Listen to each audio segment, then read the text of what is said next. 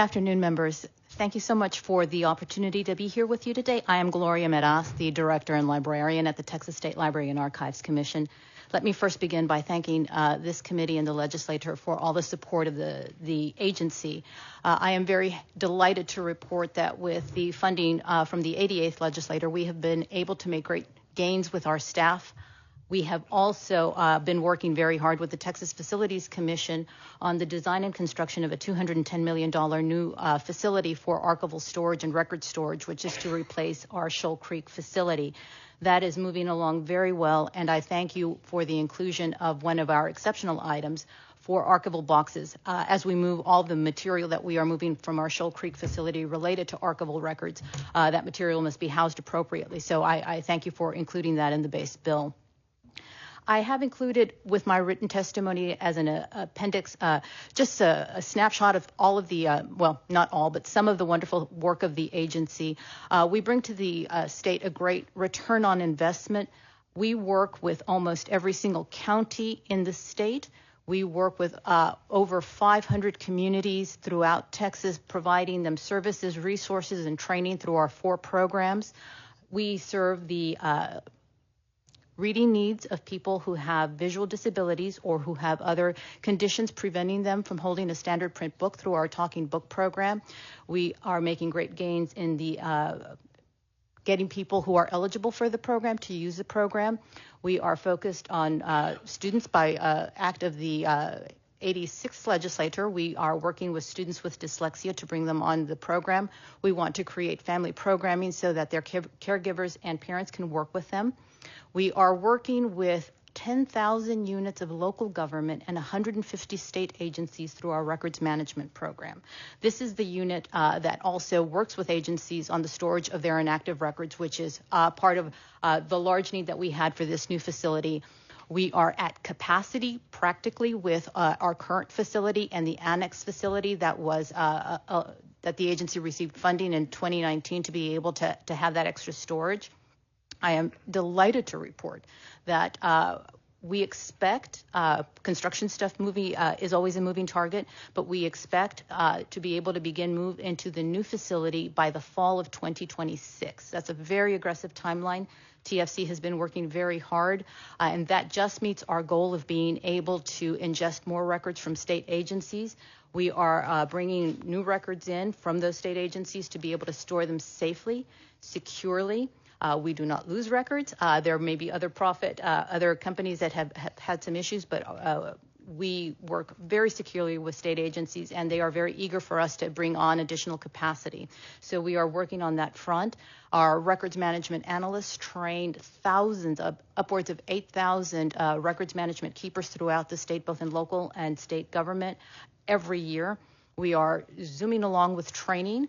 We provide training at least on average once every 4 days through that one unit alone, and it's a vast constituency through our library program. And the agency does not have any oversight over any libraries in the state, but what we do provide are services and programs that those local communities can opt to use to help them become more efficient. We have some content programs, data content program. With the ROI that I mentioned before, $1. For every $1 of state money that goes into these programs, we are able to give those communities that choose to participate upwards of $45 worth of content. And this is content that they can choose to use. They can pick and choose what they want. But what that means is that we're making the smallest library in Texas have the capacity of research material that you would find at UT Austin. We are very proud of this program. We know it has served needs far and wide, and it is very much built on those local communities and those libraries being able to determine what works for them. We also provide training for libraries across the state. One of the areas that we're most proud of, we are now engaged in a partnership with the Broadband Development Office to deploy broadband assistance to small community libraries. And this is a large focus of the agency. We are prioritizing education, economic development, open government, preserving Texas history, and community engagement. We believe these align very well with what the state wants from the agency to go forward in support of what Texans need today. We want to make sure that Texans have access to the information that they need to live informed and productive lives, and all of our divisions are focused toward that goal. the budget that I bring forward to you today on behalf of the Commission, and we were very much looking at what we would need to do over the next 2 years to execute our programs well. There are always many programs that can be developed. We're not trying to develop any new programs.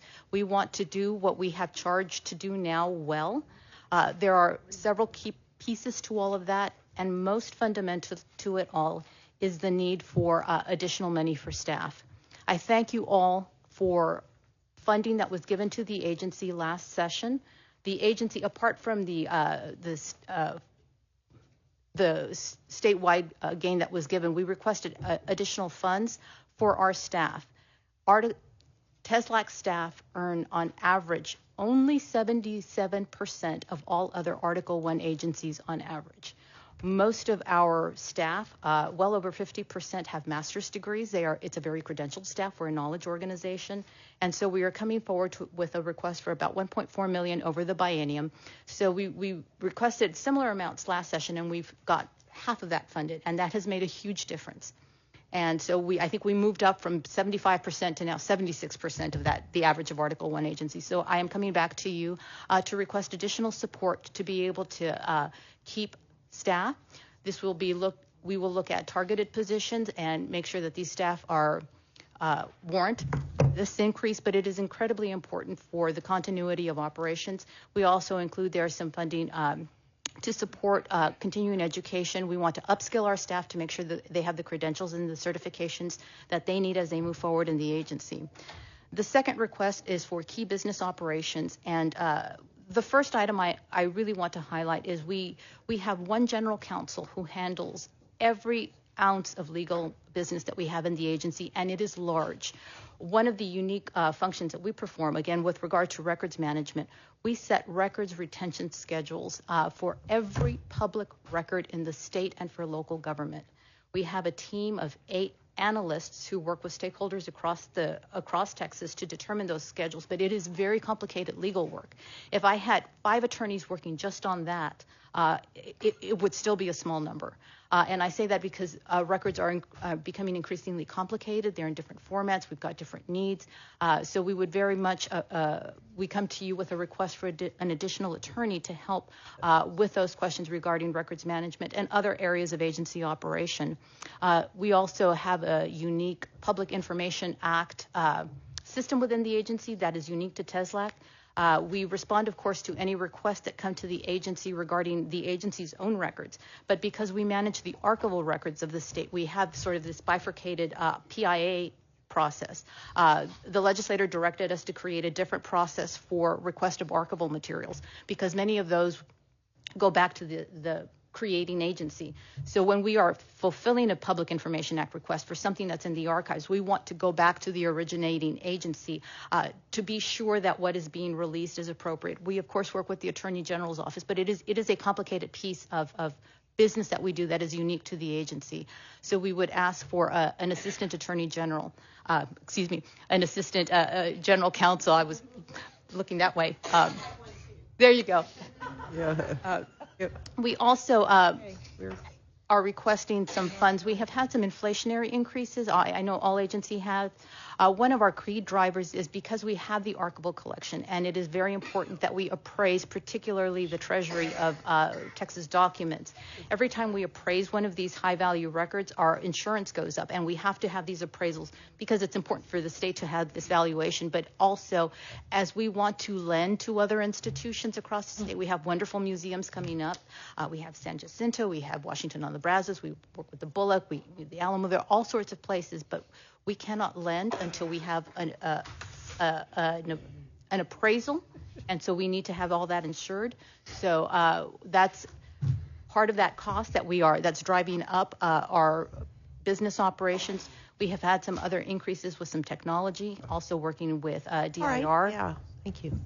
But I think you're a little over. Oh, time. I'm so sorry. I get you're very great, passionate. but I know Senator Colcourse has some questions. I want to make sure we Yes. allow time. Yeah. I'm sorry. I just have to. No, sort no, of no. like I the love same this stuff. towards I am everybody, happy or to then answer they questions. say. Doing great. It was like 300 words a minute. It's like every Well, people say you gave her more time than you gave me, and then they get upset with me. Absolutely. So I try to sort of. Absolutely. But you're very interesting. But I know Senator Colcourse will have some good questions for you. I do. I have to say, I love your enthusiasm for what you do. So I'm going to ask, when y'all are helping local libraries, and I'm sure they're the smaller communities, public libraries, right? And y'all are helping them with broadband and getting, I would assume, equipment as well. Yes, ma'am. Are we sure that we have the safeguards on the equipment, or how does that go after having the committee that I served with Brian Hughes on the accessibility for minors to get to inappropriate material was very alarming, yes, not just in public libraries. Look, this. But do you help them with safeguards? Do you require safeguards so they can't get to pornography or inappropriate sites on those in that equipment in our state library public libraries? Yes, ma'am. To the extent that the state library has oversight, whenever we are providing a grant to a public library, that money is federal dollars, and it's coming with restrictions about those libraries have to have internet filtering installed. They have to be SEPA compliant. That is a strict requirement of being in receipt of those grants. Good. Yes, ma'am. Well, I just heard you talking about that, and we're fresh off of that. That extra committee hearing was this month. We did it right before we came in session. My final question is, I see, you talked about original source documents, and I certainly appreciate that they have to be insured, and, I'm hoping that we can get some of those original source documents out occasionally. Big anniversaries coming up. The Travis letter would be appropriate to end up at Washington on the Brazos because he wrote that letter from the Alamo to be delivered to the delegates at Washington on the Brazos as we get to very soon celebrate our bicentennial and things like that. So anyway, I wanted to ask on your exceptional item, there's a feasibility study of the Sam Houston Regional Library and Research Center that you mentioned. If you had sufficient one-time funding to renovate the facilities, would that allow more public access? What would that look like? And could we, finish in time for the bicentennial?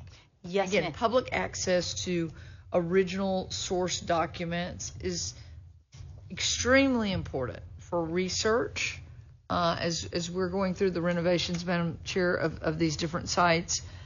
You have different people writing this, and I found myself reading scripts saying, where's the source on that? So it's very important for our research that we are able to, cite that and back that up. A historian recently said on Thomas Rusk, there was a quote that was going to be used at Washington Brazos. He could not find it anywhere. And in fact, it doesn't exist. So these are important, these original source documents. And then can we get it done by the bicentennial to allow the public to view that? If you think about the archives in Washington, D.C., when you see the Declaration of Independence, as you've walked in there, if you've ever been, it's silence in there. The reverence shown for that document is really incredible. Is there an opportunity for us to do that? Yes, ma'am, and thank you for that question. We have continued. Now talk louder. Yes, ma'am. We that's absolutely possible. We have been working on the Sam Houston Center, rehabilitating the buildings for some time. We are making progress. Some of it is fits and starts, but with a large, with a one-time appropriation, with some funding to get it all done, we could certainly be done by the bicentennial. By 2036, certainly. And we are already moving in that direction. We're also having lots of plans for the America 250 celebration to have material available. So it is very possible. We agree that it is incredibly important to be able to share the documents that we have with museums across the state so that people can enjoy them. And I think rotation is very important. Thank you, Madam Chair. Thank you. All right, that's all the questions we have. Thank you very much for being here and your presentation. Move on to the Veterans Commission. James, you can present on that, and then Laura Kerner and Tom Palladino, you can come on up.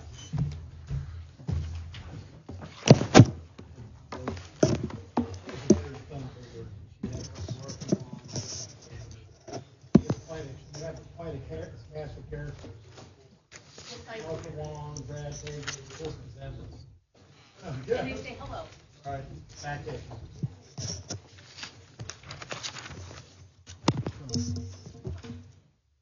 LBB. Yeah, go ahead. Go ahead, James. Hello.